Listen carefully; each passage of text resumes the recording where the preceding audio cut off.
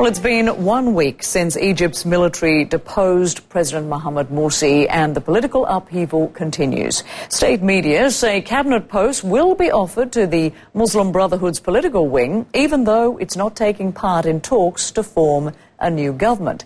The Brotherhood and other Morsi supporters are demonstrating en masse and rejecting the interim president's choice for interim prime minister.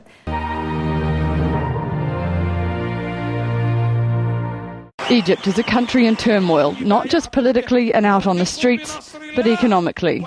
It was clearly forefront in the interim leadership's minds when former Finance Minister Hazem al-Biblawi was tapped to be the country's Prime Minister. The 76-year-old directed Egypt's Export Development Bank before serving on the United Nations Economic and Social Commission for Western Asia. He also advised the Arab Monetary Fund in Abu Dhabi until he was asked to serve as finance minister during the transitional period that followed the ousting of President Hosni Mubarak. As soon as we have an elected House of Representatives, in the first session, and maximum in 1 week, the president should call for the early presidential elections.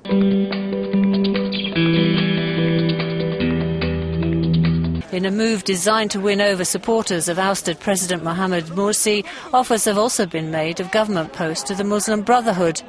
However, President Adly Mansour has had one unexpected setback. Egypt's Liberal coalition has rejected a timetable for elections and a new constitution due to lack of consultation. Meanwhile, wealthy Arab allies in the Gulf have promised around €6 billion worth of aid. This has been widely seen as a gesture to help stabilise the deeply divided country.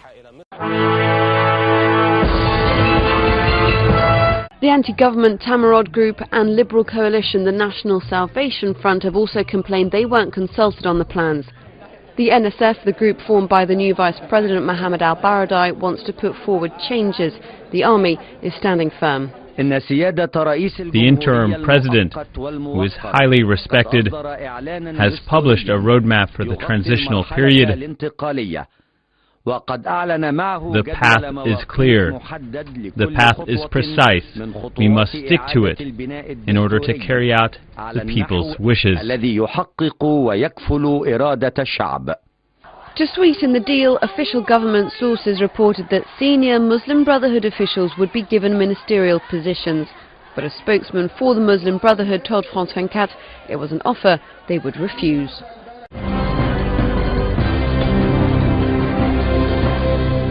Members of Morsi's power base, the Muslim Brotherhood, demonstrated near the presidential palace in Cairo. They oppose a decree issued by interim President Adly Mansour. He's promising a national referendum by the end of the year to establish a new constitution. A parliamentary election would follow early next year, then a presidential election. I will continue to protest with everyone. What the military is trying to do is meaningless. Mr. Morsi will regain power.